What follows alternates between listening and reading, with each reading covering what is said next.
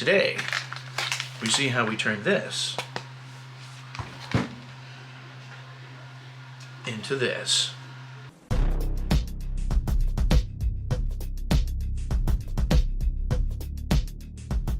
Hey guys, so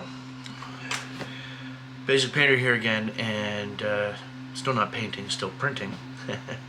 But in the spirit of painting, you've all seen my paint rack that I've made it out of wood, just something simple that I can put everything all on display. But one of the problems with it, and I'll show you here right now, I'll just take this here and flip it around. So here we are. But if I shake the table, okay, now it's not going to happen. Or I bump it, right? Things fall over, right? It's just too easy. I go to grab one, something like that happens. I go to grab this, I knock a couple over. Happens all the time, and it's annoying. So what do? I print a new rack for some of the paint so far. Now the rack that I've printed, this came from Thingiverse. Again, a lot of great stuff there. A beautiful community of people sharing things with other people, and some stuff very grateful for, which this is going to be fantastic. I'm really looking forward to having it and using it. It was done by, and you can always look it up there, print it for yourself if you want, if you're doing the same kind of thing. Now, this is the end result. This is what I got. It is completely modular, right? You can see here the little slots on the sides. Now there's end cap ones. I didn't bother to print those because if I want to add another row, I can these things just pop in, right? And you put another end on it and you can keep making it longer and longer if you want. They also have other STLs for shorter tiers. So, a tier of like 3 or 4 instead of 6, I went 6. And I did a couple in the back here for paintbrushes. And I'll show you a quick clip on how that happened. Check this out.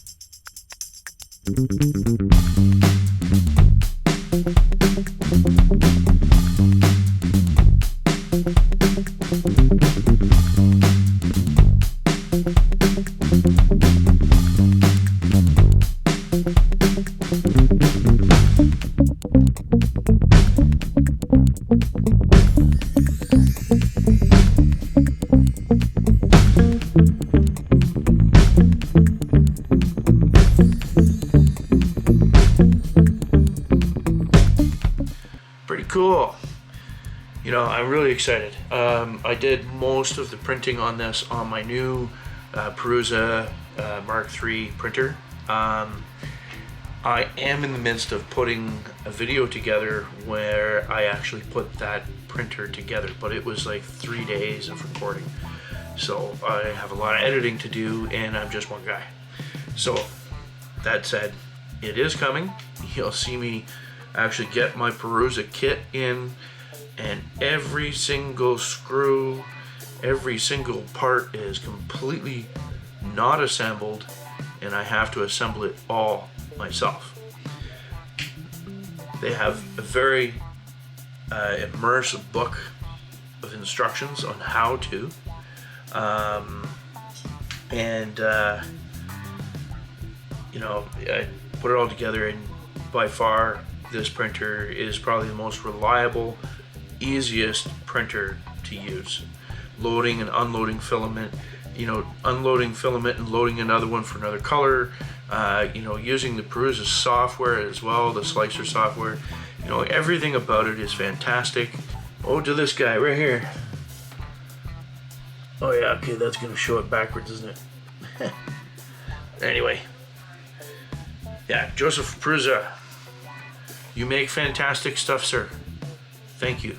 I probably also wouldn't have bought this printer if it wasn't for 3D printing nerd Joel telling, you know, him going through. There's an episode, if you go to the 3D printing nerd and watch the episode where he does the walkthrough at the Prusa plant.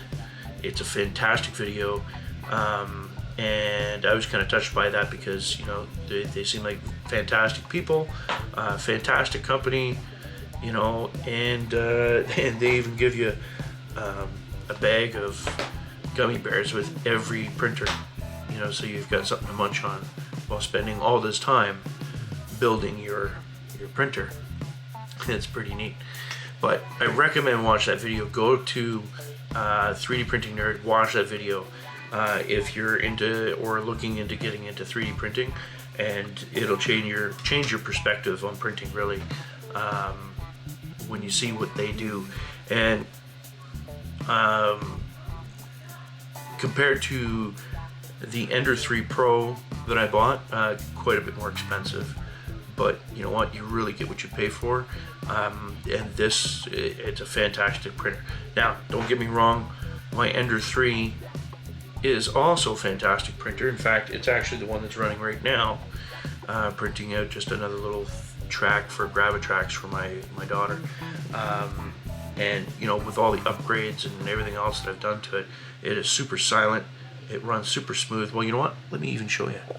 So here it is running right now. Right, and you can see I'm just printing out a track here for, it's like a wobbly track for Gravitrax. And I picked up this new magnetic bed, Doubletree or whatever it is.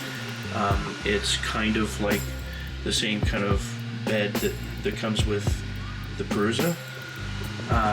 It's fantastic, nice and smooth, gives nice flat surface. You know, you're gonna get better prints.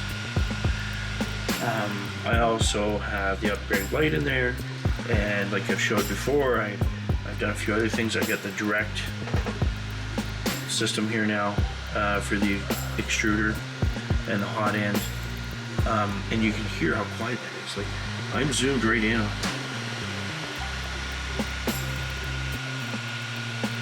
So with the updated motherboard as well, super quiet. The only thing you hear is the fans. You know, it's fantastic. Fans, fantastic. Anyway, the only thing I didn't upgrade was the screen. I tried, and it just, the touch screen, it just didn't want to work properly. So I just went back to this one and disregarded, tried even trying. You know, maybe they'll have updates for it later so it runs better or works better, I don't know. I still have it in the box and I'll wait on it. Right, but still a very good printer. And then of course the other thing that you have to upgrade, you have to get that other Z-axis drive right there, right, to keep things straight.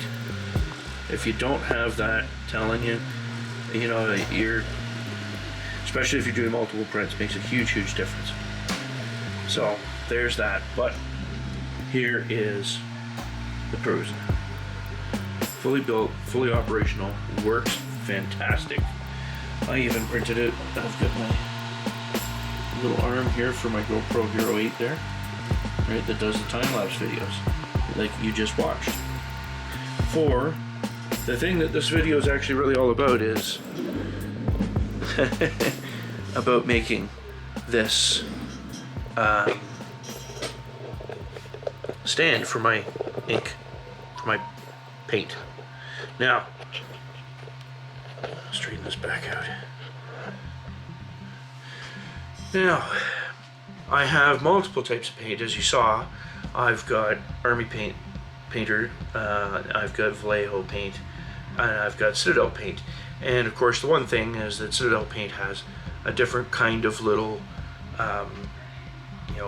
paint container, and it's not the same as the others. When it comes to Army paint and the Vallejo, theirs are very much similar, very much the same, so it'll work for that. I am still going to have to make another rack at some point to be able to put all of my Citadel paint in as well. So maybe I'll do another video for that. But you saw it all kind of printed out, and this is it all put together. And you can see all the separate little pieces there. So let's put the ink in it. I'm thinking that I'm going to put this one. Maybe I'll put it there like that. I might move it around after, but let's do this.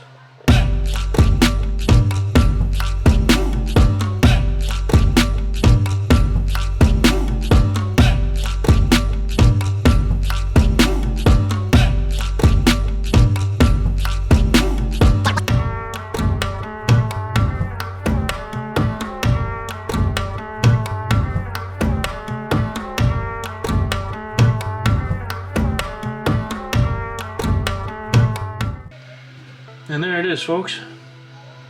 That is beautiful. And look at this. Nothing tips over. That is great. I love it. Easy to get to the brushes. I think I'm going to move this over, though. It's going to be over here. I'm going to go over this way.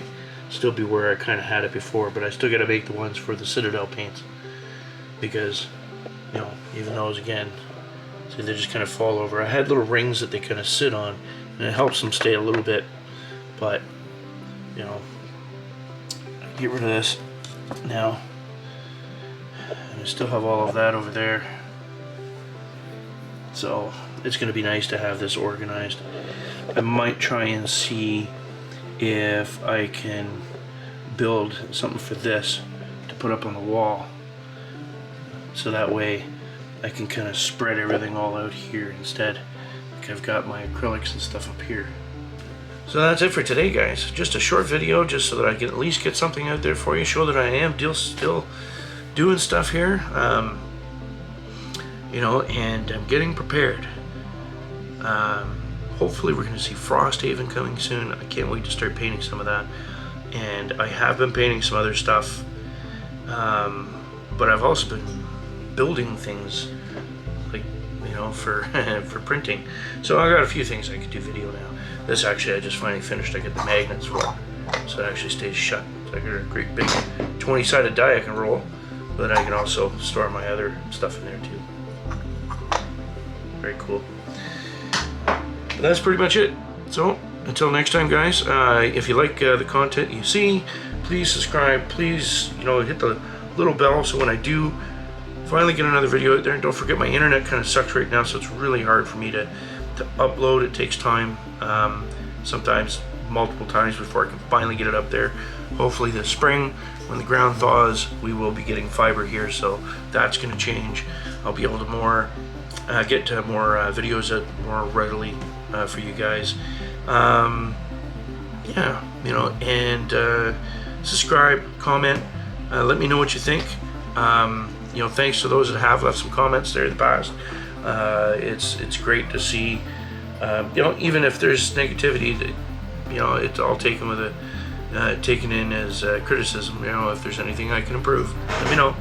It comes to 3D printing, again, I'm just learning, but hey, obviously you get the right printers, like the Prusa, the Ender 3, and I do have one more, and I did do the videoing of it, and that's going to be a long time coming. But a little thing on that one is it's an Anycubic, and it's very big. But is it good? Is it as good as the Prusa, and is it as good? Does it print as well as my Ender 3. That we'll find out, you know, in the future when I finish that video, right? Because I do have up to 3 printers, and believe it or not, I just bought another one. So I haven't done any video on that. I haven't even taken it out of the box yet because I'm so backlogged with just trying to finish the video for the Prusa. So I'm gonna get that stuff out to you guys there soon. I hope you like everything that you see, and I will see you the next time. Take care, guys.